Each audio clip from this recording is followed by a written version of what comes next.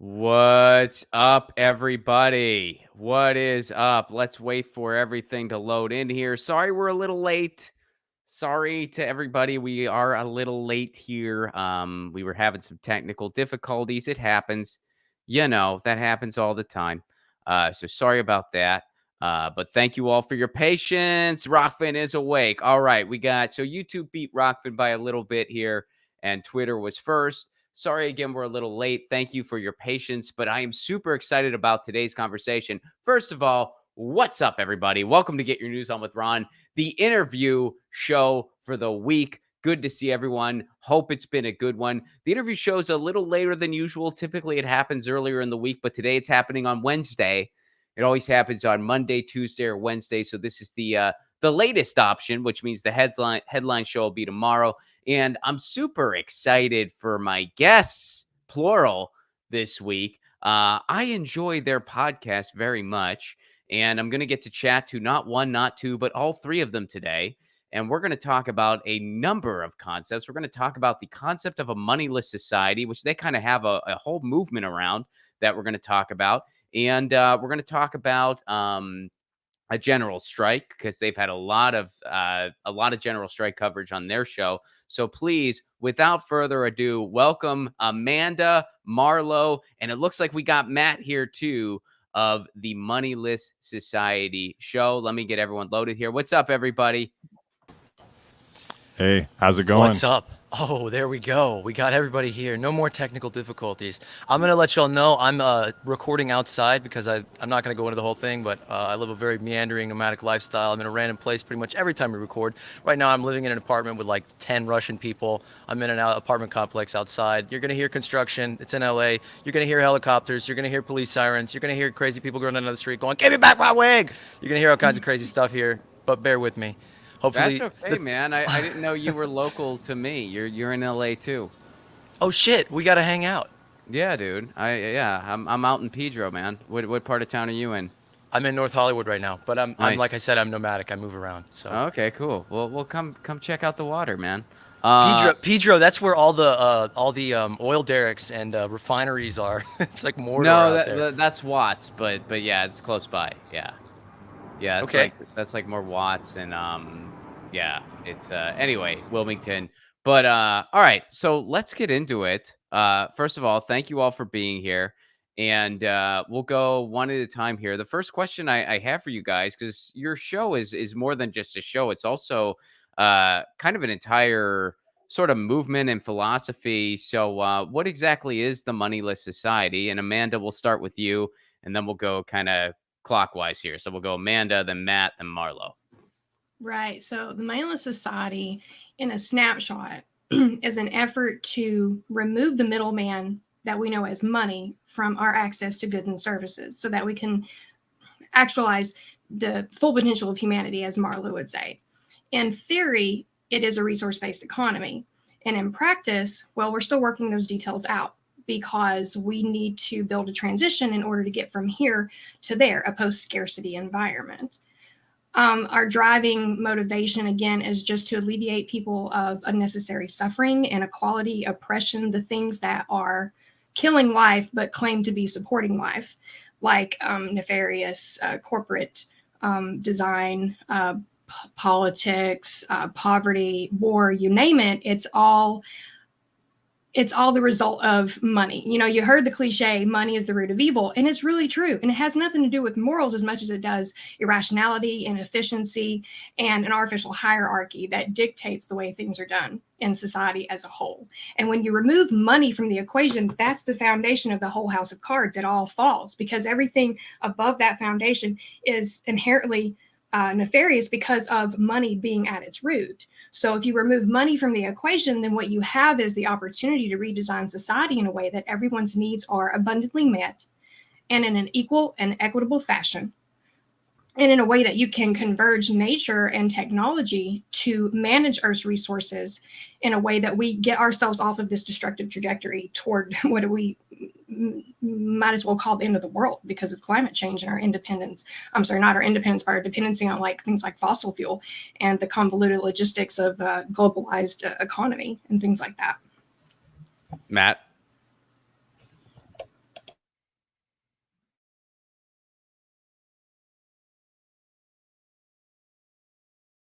Oh, sorry about Yeah, that. yeah, sorry. Needed to I was unmute about to be there. like, "You're muted," and then I realized I was muted too at the time. Sorry about. Now we were having technical difficulties with my microphone too, so I had to restart my computer. I thought everything was nicely set up, but sometimes things just don't work. So apologize for that. But anyway, I guess I can kind of take it from there. So the direction we're really trying to head with all this is creating really just a system or a structure that provides people with what we want to call universal basic goods and services. That is in, as opposed to universal basic income. There's already kind of a concept going around called universal basic services. We say universal basic goods and services because we like to throw in, household goods and items and things that you would normally use, day to day life, as well as services as well.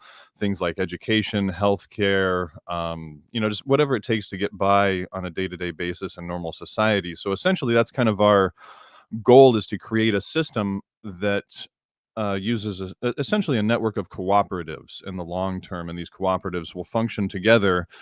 Each cooperative can take care of one or numerous aspects of what an individual or a community needs in everyday life, right? Like, so we can have one cooperative that focuses on agriculture and food production, right? Another cooperative focuses on household goods, or, let's say soaps or whatever it is. Another cooperative focuses on energy or water production or housing or vehicles or clothing, and so on and so forth. And so once you have all these equal ownership, democratically run cooperative businesses, they can network together.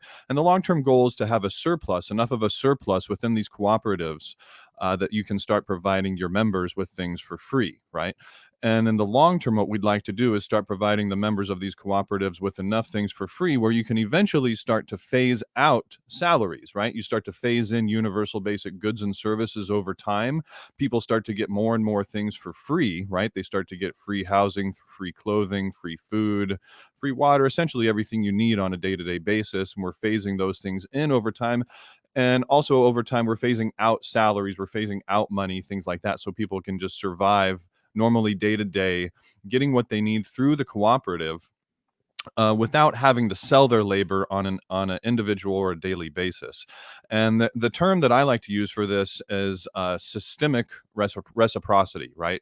Instead of transactional one-on-one reciprocity, where everything is a transaction. Say I want water, I have to go buy water today. But you know what? In order to get that water, I had to do some sort of labor in order to make money, and then all this activity has to happen. No, in reality, all you need is water, right? And if the water is there, if the system is there that provides you with water, why can't you just do something else somewhere down the line to contribute to that system, right? And it's the system that provides us with everything. It's systemic reciprocity as opposed to transactional reciprocity, right? Where you pay into the system as a whole when you want to, how you want to maintain that system. And the system itself gives everybody what they need. And that's what I like to call systemic reciprocity. And we want to create a system for that.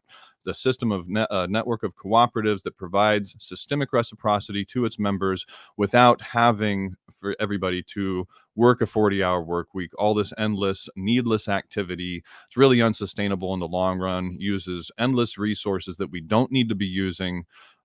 Numerous reasons why we don't need this system anymore, why we can do better than it. We want to create something better in it. We want to make the current system obsolete. We want people to go, wow, why wouldn't we do this? This makes a lot of Yeah. sense. Well, what's interesting is, like, when you really break it down, I mean, a lot of people, they hear stuff like this, they're like, "Oh, come on, that could never be a reality." But when you break down what we're doing now, it really is so grossly inefficient, and it makes 0 sense. And like, I've always made this joke, and then Marlo, we're going to you, but I always said, I'm like, look, if you, like, let's say we all had just some total tabula rasa, and like everybody just described how we should run a society, like everyone was just like, come up with your idea on how we should run a society. If there was some random person in that meeting who described capitalism and what we have now, everybody else in there would be like, Tim, you sound like a fucking nutcase, and we're kicking you out of the meeting. Like it's the most ridiculous thing when you really break it down. Anyway, Marlo,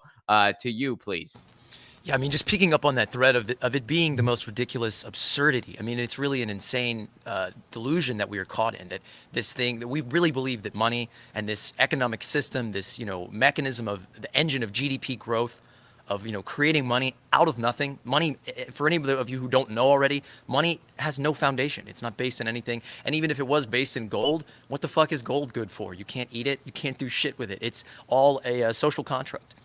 It's something that we collectively agree has value. And there's this delusion that the money sequence, that the creation of money will generate life's needs, and that's the idea of capitalism: is do good for you, be selfish, and it will trickle down to the rest of society. Act in self-interest, and the invisible hand of the market will mediate that for you. And if anybody just doesn't see how fucking insane that is, that we are literally pushing ourselves to the brink of annihilation in probably 5 different ways, like nuclear war over false scarce, a war over a falsely scarce sort of resource competition. There's no real reason for us to be at war. I mean, across the board, we have enough resources across this planet to take care of every human being at a higher standard of living than ever before possible. I mean, there is no reason for us to have these entities, these globs on the map that are, pointing nuclear weapons at each other, saying, if I can't edge you out of trade dominance, then I'm going to blow you off the face of the earth, and all of us with it. It's ridiculous. So that's just one. I mean, the other is just the debt crisis, that money is created out of nothing and there's interest attached. So the banks, every single time money is created, every time you say, need an operation, you need to take money from the bank, or you want to go to school, you need to take it out a loan, or say we want to create an infrastructure project, the banks get their cut. They get interest out of that. So there's literally always more debt than money. Always. Forever. We're paying interest forever. We're in debt forever. Then this is a structural embeddedness into the system. It's not just greed. It's not just like, oh, these people are greedy. The system it functions this way, and it can't function in another way. And I think when people try to pick this system apart or say they want to reform it, I just think that's fucking insane. I think it's absurd. I think it's more utopian, more unrealistic to think that you're going to get Mark Zuckerberg to pay the nominal corporate tax rate from 1970 than it is to just say, okay, the whole system is a snake feeding into its own tail. It's a nonsense that generates more nonsense.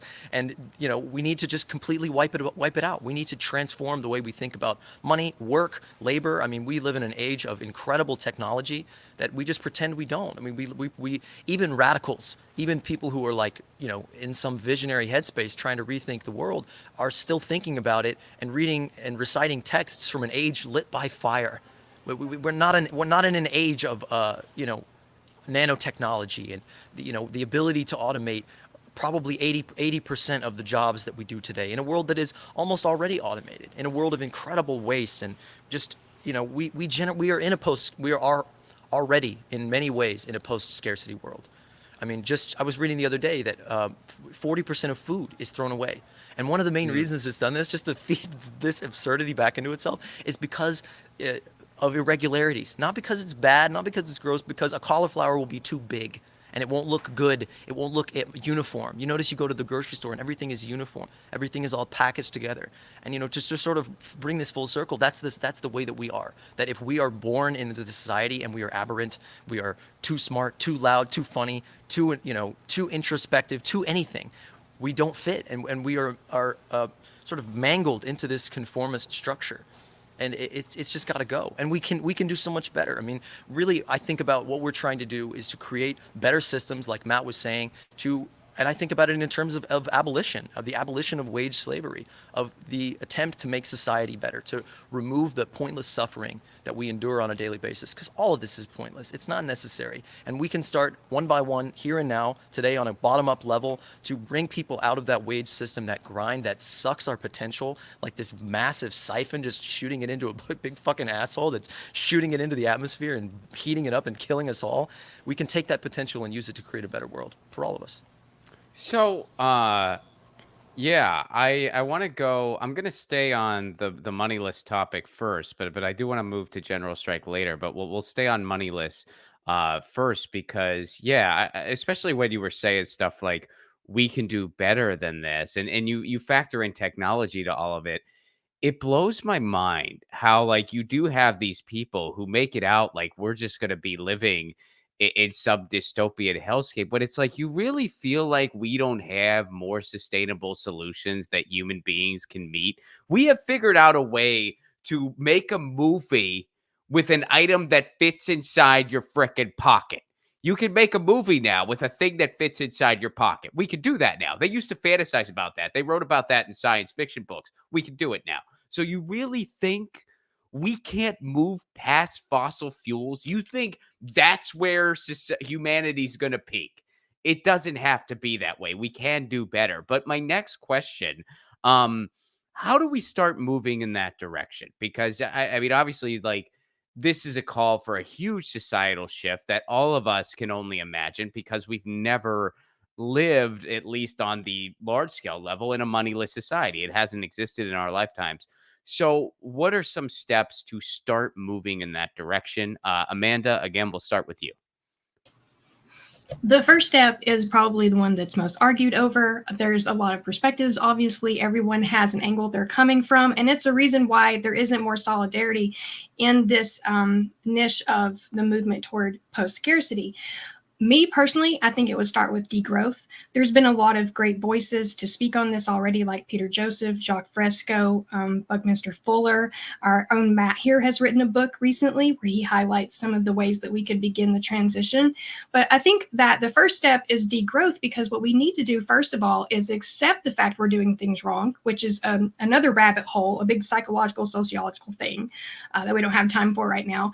And then from there, reprioritize what is necessary. And I don't mean like an austeric way, like take away all the fun, good stuff. Like I'm talking about eliminate the bullshit jobs, localize production of goods and service, goods and services, especially basic needs like food and housing, and begin to retrofit and redesign society in a way that we can lessen our dependence on fossil fuels. So the step of degrowth alone has a bunch of sub-steps that will get us, catapult us toward the transition, like get us halfway across the bridge, if you will. And then from there, you just follow that path. You keep adding in more and more efficient innovations, sustainable innovations and practices.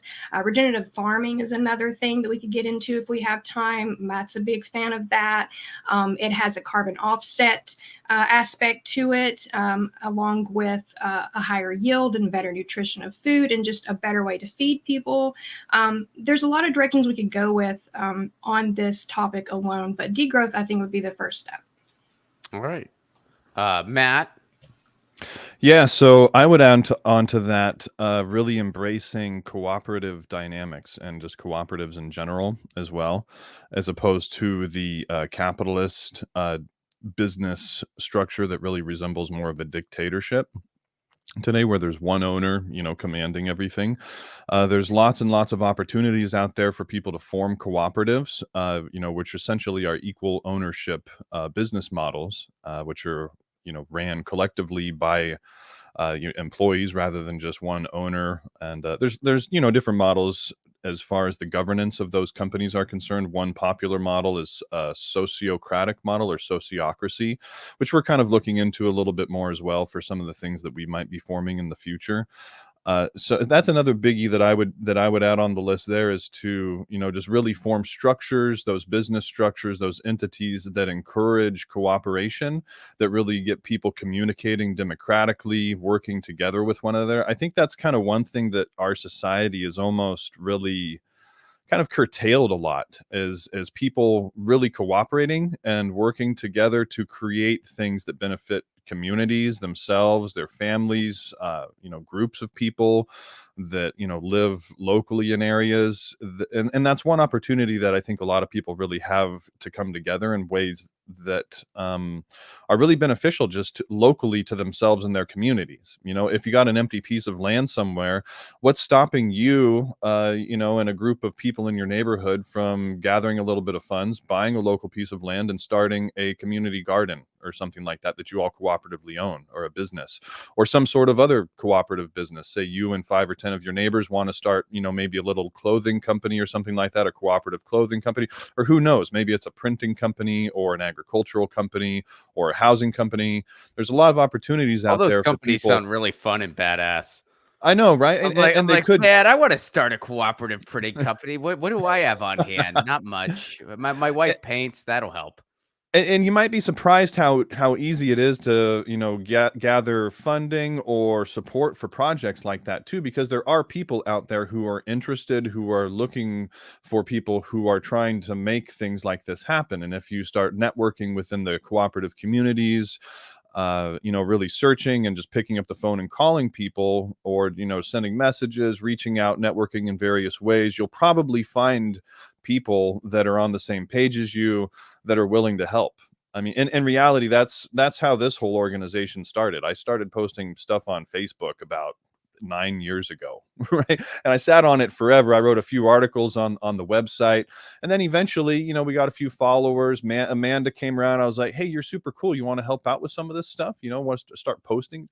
She took all that over on Facebook a couple years back, and she's just been a rock star with all that. Now we got just surpassed 100,000 likes on Facebook, but it was because, you know, we reached out and we networked, and we became friends, and we, you know, developed you know, a business and a, you know, somewhat of a personal relationship too, and we're friends now. We're all of us, both me, Amanda, and Zach, we're all great friends. We've met each other in person. We've got projects going together. So I advocate doing that in your own life, you know, starting things in your own life and reaching out to other people in any way, shape, or form that you can, to really start developing relationships, to really start networking, to bringing other people into your sphere of communication and influence, and to try to start helping yourself and other people, because you can do so much more with other people in your life than you will ever be able to accomplish on your own.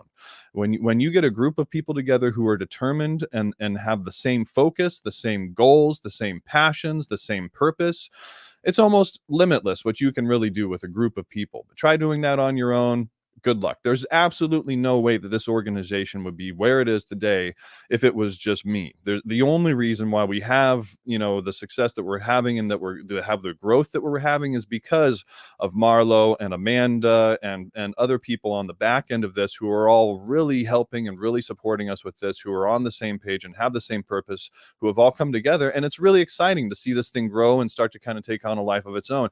And I want to help other people do that in their lives too. You know, we want to help other people form these structures, these businesses, these networks, you know, develop these relationships, and help people help each other. You know, if we can do that, if we can provide a platform and a demonstration and build a community for, you know, people reaching out, helping each other, forming cooperatives, forming beneficial entities and, you know, projects within their community, that's where really all this starts. And a lot of people communicating, being on the same page. The organizational structures, the actual cooperatives themselves, they come later.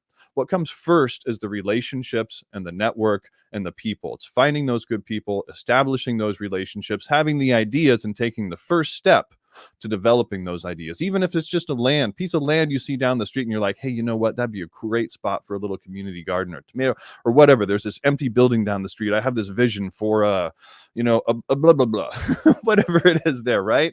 Hey, I know, let me put an ad in the paper, you know, start a little Facebook group, or, you know, a meetup group, or a YouTube channel, or something, anything. Take the first step and do that to network and start creating those things.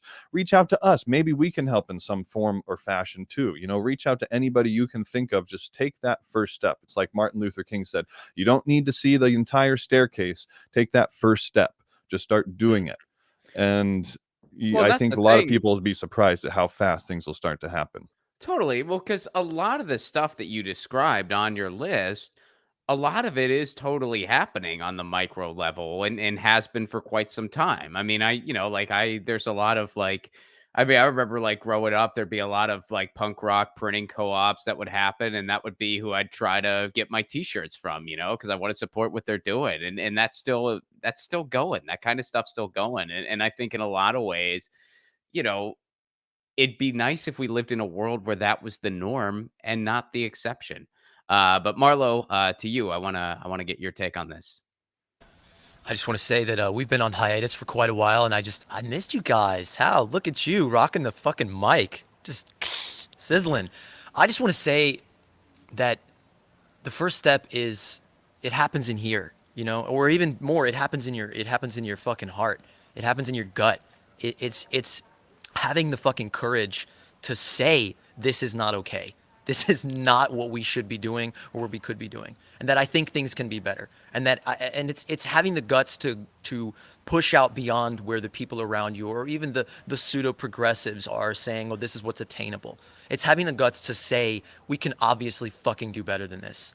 It's obviously not okay that 20 million people die every single year because they lack access to the very basics of life.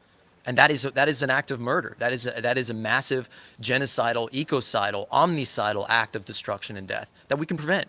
You know, and even if like you were saying about the fossil fuels, even if we weren't on the precipice of annihilation, there's better, cleaner, safer, and more abundant ways of generating energy that you don't have to pay money to a company every single time you want to generate energy. I mean, a little LA frustration that I've been having recently. It's fucking absurd that this is one of the most advanced cities in our lifetime, in our world, in the planet, with the most wealth, the most power, and you have to spend 45 minutes manually operating a machine and paying money to a corporation to go 10 miles down the road. That is insane. That is fucking absurd. And I had a conversation with someone the other day. Oh, there's always going to be problems. Traffic is always going to be a problem. Are you kidding me? Traffic is always going to be a problem. Elon Musk said traffic is like the last boss. You'll never beat traffic. It's called a fucking train, man. It's just like the lack of imagination that we have is astounding to me. The lack of courage. Did you see that? Sorry, I didn't mean to interrupt you. But did you see? Well, no, you saw he made that tweet where he's like, "What if we found a way to get a bunch of people?" And someone else retweeted him. They were like, "Dude, you literally just described a train. We invented those. We're supposed to get a rail from LA to San Diego. We've been talking about it forever. Still haven't gotten it." Yeah, I mean, Jacques Fresco was talking about creating a frictionless tube and shooting a maglev train through it, you know, to go 385 miles an hour or whatever. I saw an article come on my Facebook feed the other day, and it said Elon Musk invents an amazing new way of shooting yourself in a frictionless tube. It's just like the level of propaganda is insane. I mean, and I think that brings me to another point. And this gets into the imaginational aspect, is that propaganda has wormed its way into all of our minds, and that, you know, the structures of our world, the physical structures. I think that when you look at the world, the infrastructure, the concrete, the traffic, the gnarled spaghetti-o mess of our society, it seems so impenetrably solid, but it's really not. I mean, it can really all break down in an instant. I mean, it really could. We really could. Our whole global market could crash at any instant. It really could. One earthquake could do that. One, Yosemite blowing up. Not even one panic in the stock market could crash all of this.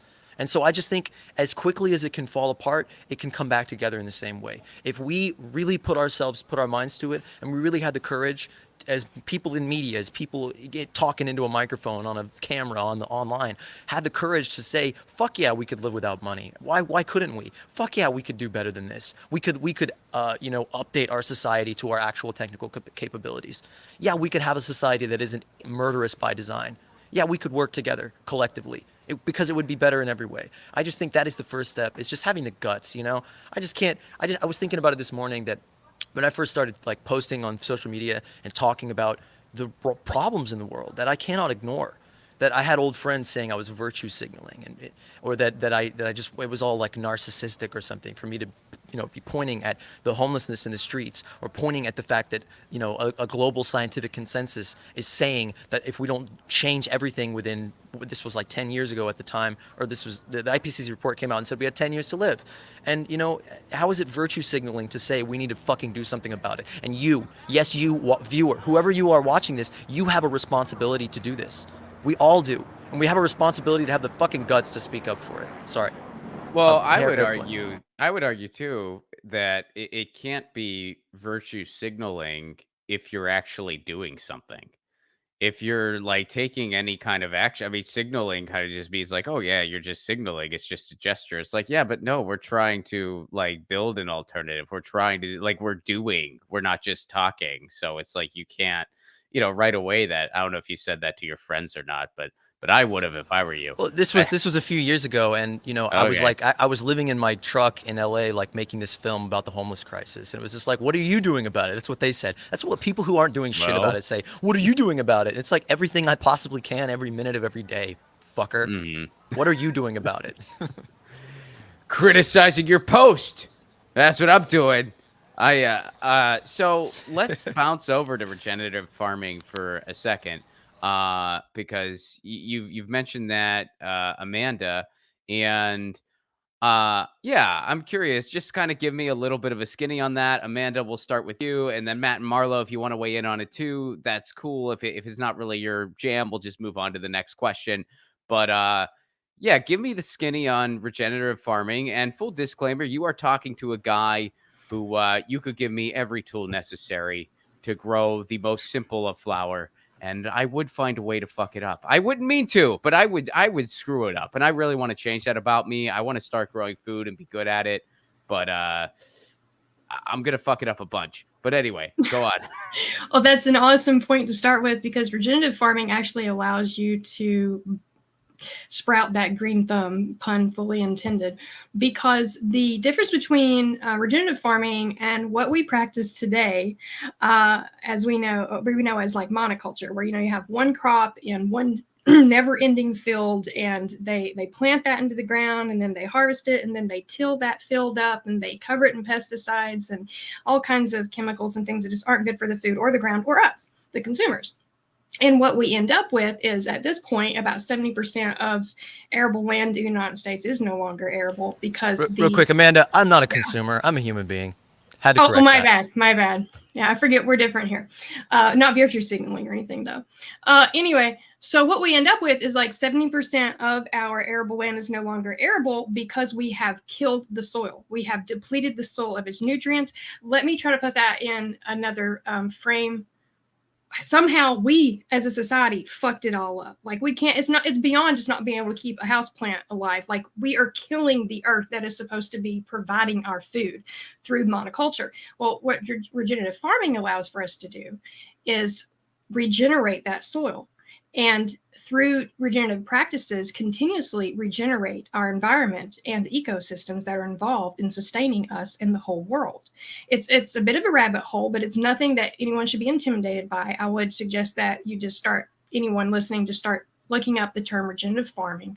And for you, someone who seems intimidated about growing things, the beautiful thing about regenerative farming and gardening is that it's extremely easy, because you're allowing nature to do its thing. You're allowing nature to do the growing for you. You essentially help your ecosystem around you return to its natural state, and in doing so, things are kind of effortless after that.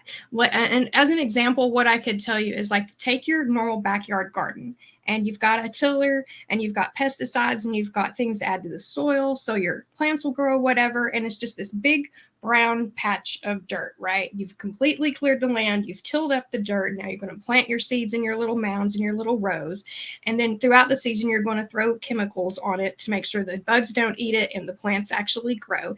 And at the end of the season you have your harvest. That includes that entails a lot of human labor, a lot of cost, and a lot of things that are detrimental to the environment and us who consume the food.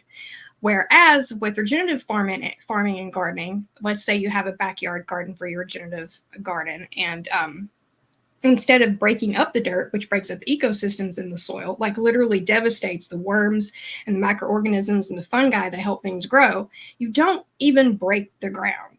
Okay, you cover the ground with layers of compost, hay, things that break down well and enrich the soil, and you essentially create a top layer of soil, and you plant directly in that.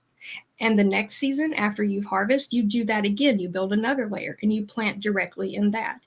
And it seems like it wouldn't work. Like, why would I plant my seeds in a pile of hay?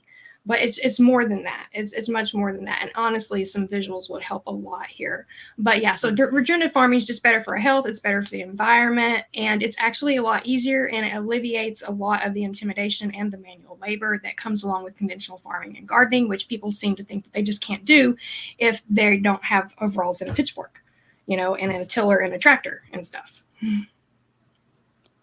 Matt, Marlo, do you guys want to weigh in too, or does that? Yeah. Okay. I definitely do. I'm a huge fan of regenerative agriculture, as well as just agroecology, permaculture, all that stuff in general. I think it's one of the most important things that people can focus on in general.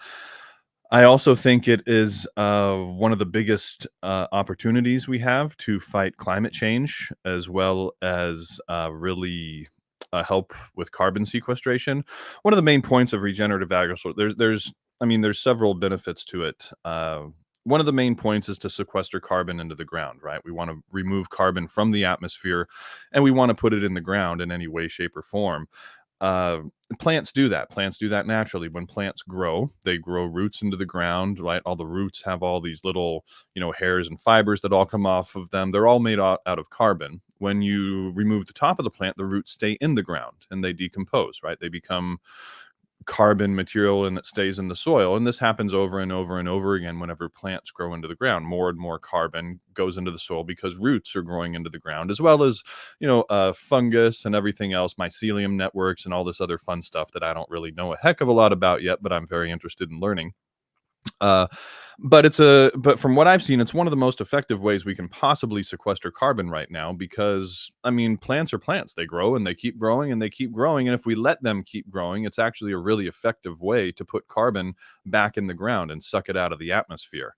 The only problem is modern agriculture doesn't do that very well. Tilling the soil releases carbon back into the atmosphere because there's carbon in the soil, right? When you till the soil, that carbon is exposed, guess what, to oxygen. Carbon plus oxygen, carbon dioxide, right? One carbon molecule to, or two oxygen molecule. I'm not a chemist either, or whatever it is. Sorry, but you get the idea, right? So carbon goes back into the atmosphere when you till the soil. So that's one of the main things that we really want to stop in modern agriculture is tilling. Another thing is the use of pesticides and chemicals, because those destroy the essentially all the microorganisms that are in the soil. Not all of them, but they kill them essentially, and that's not good for the soil. That's also also just helps reduce the quality of the soil, promotes desertification and things like that. So all those things are essentially heading in the opposite direction of where we want to go, which is restoring the soil. We want to put carbon back in the soil. We want to restore all those microorganisms. We want to build the ecosystems within the soil, and regenerative farming really helps do that, because we focus on growing things all the time. We focus on growing lots of different things, essentially as much of a diverse atmosphere as we can, or ecosystem within the soil. But that's what we want to build, and we want to mimic nature. So those things are helping each other, right? So plants are helping animals grow and vice versa, and this weed helps this plant grow, or we're companion planting with different things because they're both beneficial in certain ways. And there's a lot that goes into it, but the principles are kind of simple, and a lot of it is a lot simpler than you would think too. Like, we were watching this video, Richard Perkins, I think he's one of the biggest regenerative farmers in YouTube. He's got this video out on YouTube. It's weed-free farming, right? It's practically weed-free farming, and he shows people how he weeds his farm 3 times a year, 6 hours a day, 6 hours each time. So about 18 hours per year of weeding. One person is what it takes for him to weed his farm. And you know how he does it? He goes into a field, he takes a bunch of cardboard and he throws it down on the field. Just right on top of whatever's there, as long as it's not like toxic or whatever. So you got a bunch of grass and weeds and meadows, whatever. So you got all this cardboard, right? Just throw the cardboard down on top of it. And then you got your compost. You throw the compost on top of the cardboard, and then you put your seeds in the compost. And that's it. That is wow. Okay. It's pretty simple, right? And then you take aisles. If you want aisles, you take wood chips. You got some trees that you can just chip up for wood. You make aisles out of those in between the cardboard and compost and all that. Boom, weed-free garden right there. Weed it 3 times a year, 6 hours each time. That's how he accomplishes that. Super simple to do that, and it's regenerative. You're putting carbon in the ground, right? That stuff that would have been recycled, or it could be sitting there degrading, going back into the atmosphere. It goes in the ground, it stays in the ground, and it helps more plants grow. Right? And when we do that, we can actually alter the climate. That's what a lot of people don't understand, right? If we took regenerative farming and say we went ahead and greened a significant portion of Southern California would start to get more rain. Why is that? It's because it would be cooler in Southern California when there's grass cover and there's ground cover.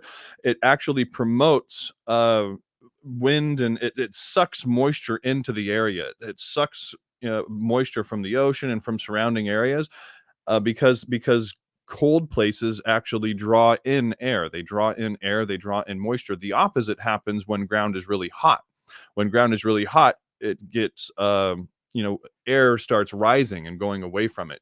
Warm air rises, cool air sets. Same sort of thing. When ground gets really hot, air starts flowing away from it. That's what happens in the desert. This kind of this cycle, right? Ground gets hotter and hotter. The air keeps on getting hotter. The moisture keeps going away and away. And before you know it, the place is just bone dry. The opposite thing can happen though as well.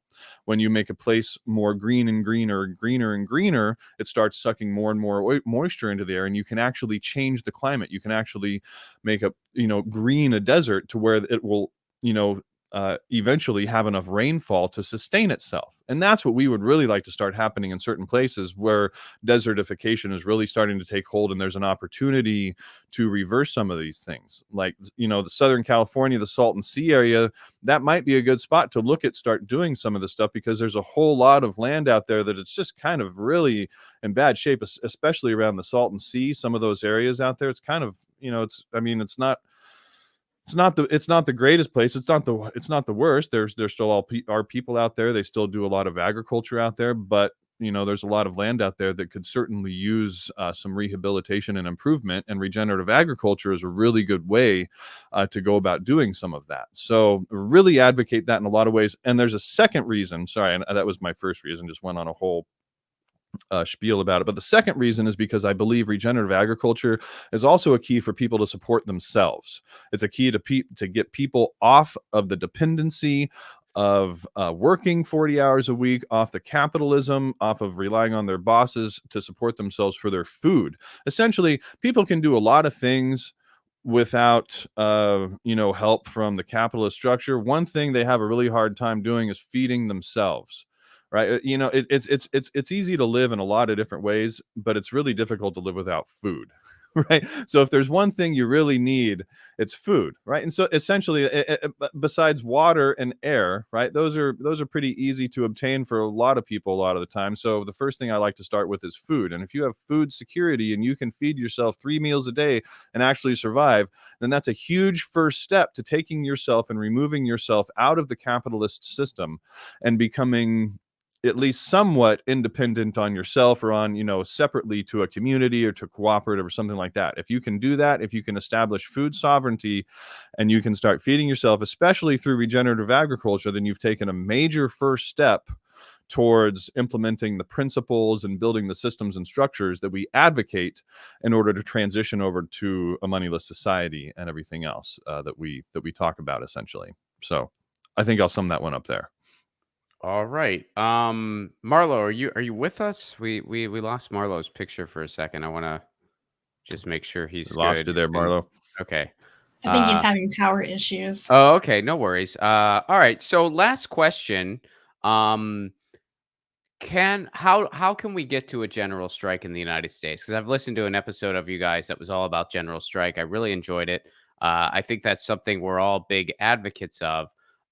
How can we get to a general strike in the United States? And what would it look like? Amanda, we'll start with you. That's a big one. How do we get there? What would it look like?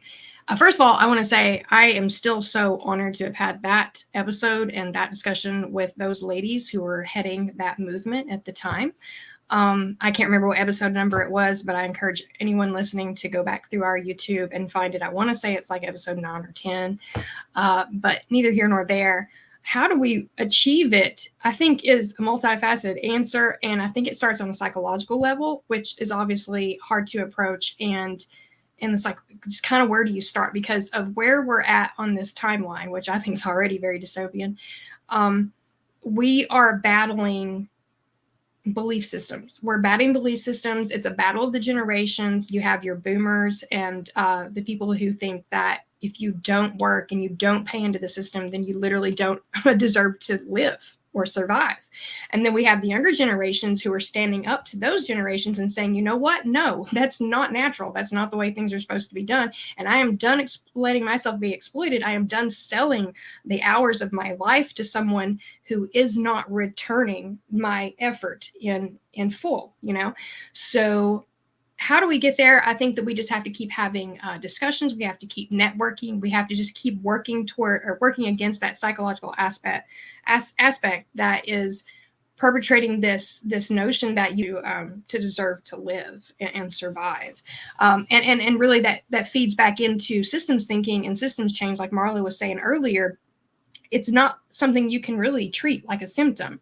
It is a symptom of the system, but it's a part of a bigger picture. And if you don't change the whole picture, then you're still going to have that problem. So, for instance, we could perform a general strike and we could push for higher minimum wage, but that's really not going far enough. As Jacques Fresco would say, one of his quotes was, that's a great cause, but it doesn't go far enough. Like, you're not really alleviating yourself of the suffering that you're trying to alleviate yourself of. You're really just saying, okay, I'll still be your slave, but for this much, you know? So I don't want to be like completely defeatist about it or derogatory about it, right? Like, it's a good movement and it has potential, but I think that before we even decide what the steps are to make it happen, we might need to rethink what exactly the goal is. Do we want to just keep fighting for higher minimum wage, or do we want to fight for our freedom, so to speak, from the exploitation of the employer-laborer relationship? Right. So that would entail, again, systems thinking. That would entail coming back to, we need to redesign the system. But as far as just pursuing higher wages, I mean, it's just a lot of boots on the ground. It's a lot of networking, reaching out and starting groups and trying to just be social about it and uplifting about it. I really don't know another way, because obviously the power structures in place have everything on their side. And that's like nearly impossible to combat on a mass level. We just need to keep having the right discussions and and also keep thinking about what the actual end goal is or should be. Totally. Yeah. And I see what you're saying. And that makes a lot of sense. The way I look at it, and this is by no means like a case for incrementalism or anything like that, but it's like you have people who are literally underwater right now.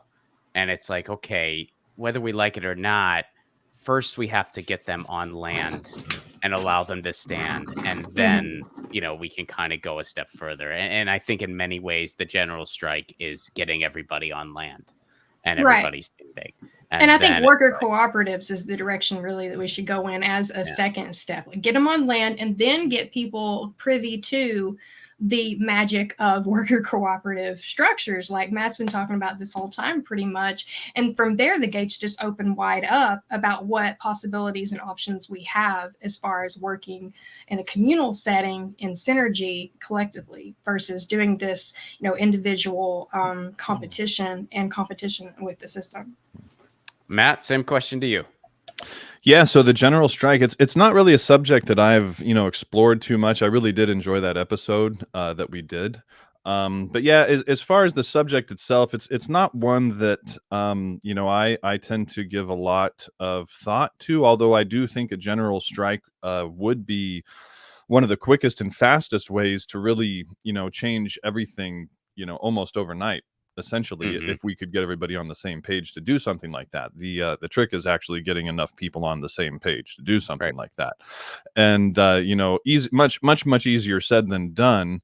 I think things like that have a lot to do with local funding, I think, as well, and local organizations, as far as there's kind of a threshold I think a lot of people need to reach in order to do things like that. They need to see it happening locally, or not just online. I think that was a major barrier to a lot of people actually not striking or not doing things like that, is because there's not enough people that they actually know in person, that are doing things like that. It's one thing when you see a bunch of people talking about doing things like that online, on television, on some Facebook group or something like that. But it's another thing when, your sister and your brother and your next door neighbor and your three best friends and your cousin and their family, and all of a sudden maybe 60 or even just 10 or 20% of the people are actually doing something like that. There's a certain threshold where it needs to be that you're not the only one in your close social group in real life that's doing that sort of thing. And a lot of that has to do with local organizing and people actually connecting on a local level and really getting excited and moving forward about things like that on a local level, with one another.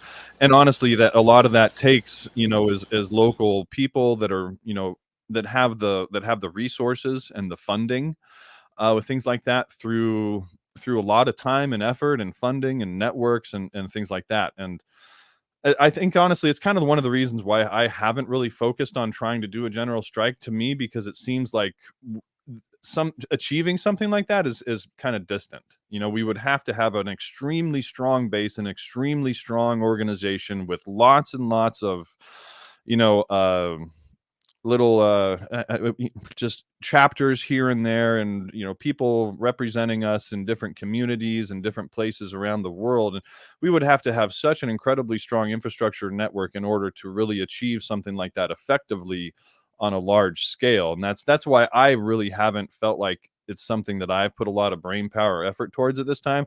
I certainly think it's possible in the long term to achieve a general strike, but I think it would be something that would be more of a long-term goal, with us, really achieving a solid base, a solid following first, and having a lot of people on the same page. Because I really think that's kind of what's lacking, is the organizational grassroots structure and the boots on the ground in all the different places in order to really achieve something like that. We have to have the numbers, we have to have the percentages, we have to have the people in your life, in your own social life, not just on the internet, but in your life, who are actually taking action and doing things like that in order to influence other people in their life, to actually take those actions as well. Without that threshold, without that, without that, but it's hard to achieve without that, essentially, is what I'm saying. Okay. So Marlo, to you, general strike, and my computer went on strike. It died. It was plugged into a outlet that wasn't actually working. So now I'm in some other space. Well, I hope you meet your computer's demands.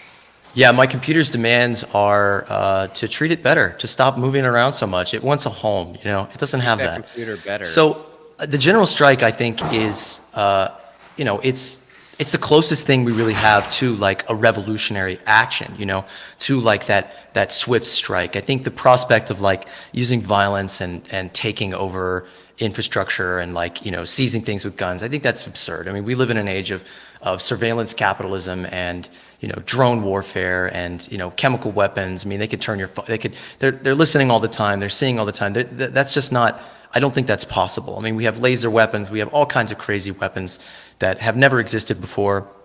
And, the revolutions of the past that did work like that worked because things were collapsing. And I think, to the credit of doing whatever it takes to make the thing happen, things are collapsing. Things are very fragile. I think actually the prospects of stopping the market in its activities, of doing that kind of structural, I mean, as the violence against us is structural, I think that stopping, basically striking back at the structure of society, at the the market itself, at its ability to continue to extract profit, boycotts. I think, this, I'm kind of on a tangent. This isn't exactly general strike, but I think the greatest activist of our lifetime is the big boat. The big boat that blocked the Suez Canal. That's the best activist, the most effective activist of our lifetime. That motherfucker caused so much damage to the global financial system just by finding that one little fragile access point and blocking it.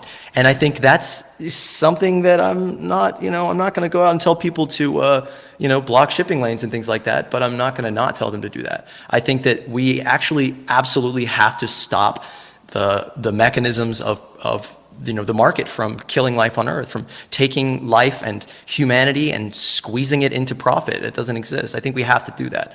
I also do agree with Matt that the infrastructure for a general strike is not really there. And I think that's kind of one of the things that we're trying to create, is trying to create a movement of people coming together, collectivizing, getting your fucking hands on land and resources and building systems that are more efficient, that are able to meet people's needs. Because, the reason people go to work every day is because they have to. The reason people go to work and sweat through jobs they hate, 80-90% of people fucking hate their jobs. That's a Gallup poll. That's not just talking to someone on the bus. Most people hate their jobs. They hate the lives they have to live. They hate the things they have to do to go for the system. You've talked a good bit on your show about modern monetary theory, and I've been really diving into that. And really the reason that taxes exist, because they don't exactly fund government programs. The government doesn't say, oh, I need to make a road. Dang, we got to squeeze taxes out of people and then we'll do it. They just fucking do it. They print up the money and they do it. The reason, and this actually came from a great video from a great channel called One Dime, Dime, and their video is called The Deficit Myth, and it was about how the reason taxes exist is as it's just coercion. It's that it makes it so that people need money. People need to use money. Because if they don't have money, they can't pay taxes. Have you ever read Debt by David Graeber? Matt has. I've read chunks of it, and I've watched just about every lecture that Graeber has ever put out. He really breaks it down just like one step at a time. And when I read that book, I mean, and it harps on all the things you're talking about. When I read that book, I was just like yelling the whole time. Fuck yeah. It's all a scam. What a fascinating book that is too. Just to see how things have changed, and especially what was really interesting was the whole thing with honor, and just how much more important like honor and trust and things like that were, in times past, essentially, and everything's just commodified now. None of that exists. Well, and I mean, not to like bring things down or anything, but what a shame we lost him, huh? I mean, that was gone way too soon, and he did amazing work. Absolutely. This was quick question. Muted. I'm sorry. Technical question. Is my audio okay? Yeah, you're okay. You were a little hot, but it's all right. You just okay. You meet your I was just burning with the revolutionary fire. That wasn't the mic. That was me. Once you meet the computer's need and the strike ends, there's going to be peace between you and the machine. No, we're supposed to abolish the machine. No, machines are a tool of doing that. I really think that that like I was saying a minute ago, like to achieve a general strike, we have to be able to meet our own needs without the system. And the anarchist terminology for this is prefiguration. It's building the new in the shell of the old. And I think that's in a big way what moneyless society is about. That's what we're trying to create. That's what we're trying to do with the land that we have at our fingertips now. We're trying to create a system that's more efficient, that uses technology, that uses regenerative agriculture, permaculture, that fuses ecology and technology to create a more efficient and effective and equitable way of meeting our needs. Because from that point, we can ask anything. If we don't need them really, and we have strong communities, even if they, create some crazy regulations and try to, what's the word? What's the battle we've been fighting lately? Regulate us out of existence.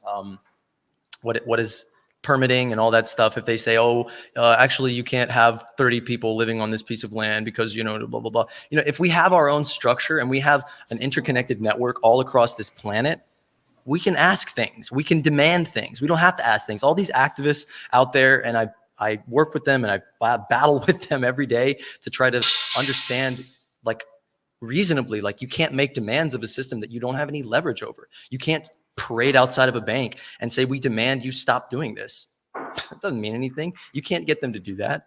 We need power first, and power comes from, meeting people's needs. And I think in terms of changing people's minds, especially on a local level, it comes from giving them something, meeting their need in some way, feeding them, giving them clothing, giving them housing.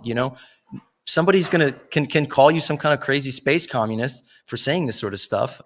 But if you actually come up to them and say, hey, we heard that you were, say you're in some small community and you're going through some kind of, I don't know, food shortage, hint, hint, Biden, United States government, blah, blah, blah. You go to this community and you say, hey, we heard you're struggling. Here's some food. They're going to like you from that point. They're going to trust you. They're going to say you're doing things in an interesting way, or regardless of that, we just do what we do and show people. Use the camera in our pocket that can make a movie to tell the story, to show people, like, don't you want to live like this, and get more people out of this bullshit system and into a new one.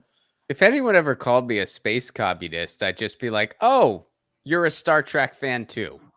Because that's what you just described. Guys, thanks so much for being here. It was really awesome to talk to you. I'm really intrigued by your work. It was a blast. Thanks for having us on. Absolutely, anytime. And for everyone listening, check out Moneyless Society. It's not just a podcast, but they have a Facebook group and they're on social media.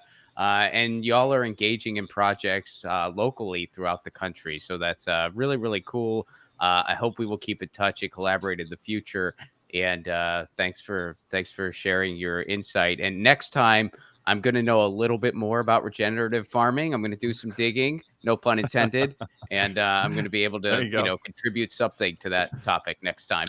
Reach If you out. can give I'll us, feed if you you. can give us a shout out, we're going to be starting our next season probably within the next 2 weeks. We'll have a nice juicy video episode coming out that I'm very excited to unveil. We've been really taking our time on that, but because we want to do it right. We know you, the folks, the listeners, the people of the world. You expect a certain standard, and we are going to give it to you.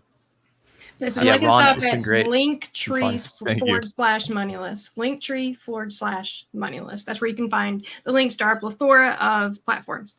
We have and if any of this rings a bell, like, and you want to get involved and start making this stuff, or you have an idea of how to do it or anything like that, hit us up. Like, let's work together. Let's collaborate. Anybody that wants to get on the can and talk, that wants to do videos, that wants to collab, we're here to collaborate. We're here not to silo this, not to say, oh, you don't meet our standards of purity of what we think, is what we want to do. I will talk to anyone, any fucking person. If you think you can put a hole in what we're thinking, I would love to prove you wrong.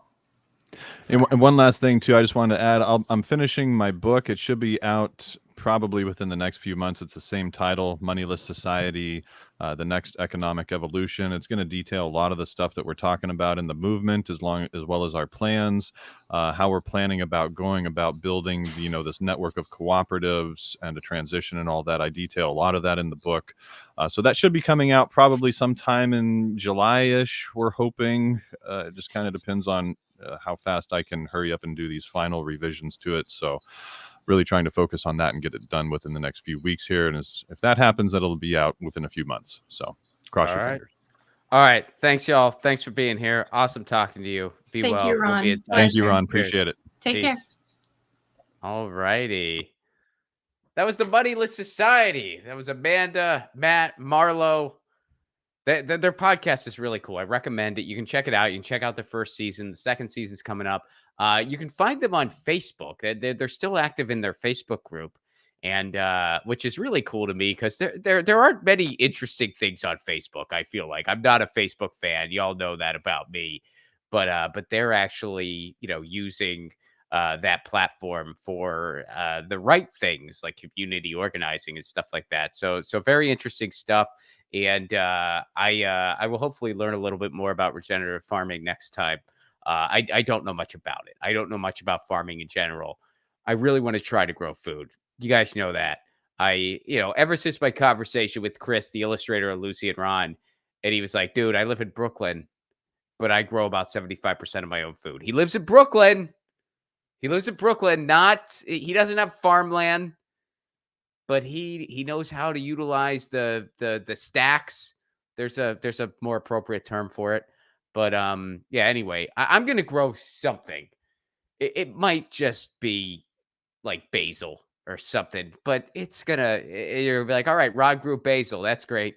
He can make drinks and flavor sauce. And it's like, well, one step at a time. Next, it's going to be tomatoes. Then I think potatoes might be easier. Anyway, you get the idea. Tour dates, I got them. Romplico.com. Don't wait. Get your tickets now. Next month, it's coming up in a couple weeks. I hit the road. Pittsburgh, Toronto, Ottawa, Montreal, Burlington, Vermont, Portland, Maine, Boston, Massachusetts, New York City. Get your tickets now at romplicone.com. Chris Moen's going to open those shows. Lauren Ashcraft is going to be on the show in Pittsburgh and New York. And Jill Stein is going to join me for a song at the end in Boston. That's going to be a good time. Do not wait. Get your tickets, romplicone.com. If you want to support this show on the sustainability end, patreon.com/romplicone for a give what you can level. You get all kinds of cool perks. You get stand-up clips not available anywhere else. I do a patron stream. I do patron Zoom shows. And I'll make you a theme song. And that's all for a give what you can level. I'm more interested in members than anything else because I drop all my stuff on Patreon. I drop every single thing I put out on Patreon. So if you got an extra $1 a month, and that's literally all it takes, $1 a month, and you won't miss it, and you want an easy place to get all my stuff and then some perks, please do join patreon.com/romplicone. I'm interested in building a community around this. So patreon.com/romplicone, and should have some movie news soon. fingers crossed, finally pushing forward. That's been an uphill struggle, but I should have some more updates on that soon. Tomorrow is the headline show. So see you tomorrow. Same place, same time, same channel. And you know the drill in the meantime. Lucy, she says meow, and I say peace. Peace.